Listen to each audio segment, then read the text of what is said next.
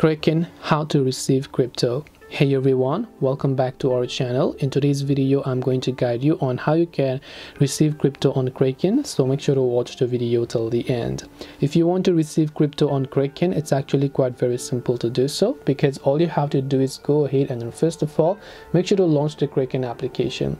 Now, sending and receiving cryptocurrencies requires the crypto wallet address. So if you're trying to receive Bitcoin to the person that you're trying to get the Bitcoin from, you have to send him your Bitcoin wallet address.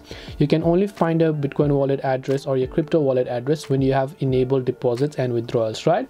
So make sure that you verify your identity. In my case, I haven't verified it, but if you have, when you verify your identity and you come to the portfolio tab, you'll be able to see the deposit button. Select deposit, select the cryptocurrency that you want to deposit or receive, then just share that particular QR code or the wallet address to the person you're trying to receive the crypto from. This way you should be able to receive crypto on Kraken.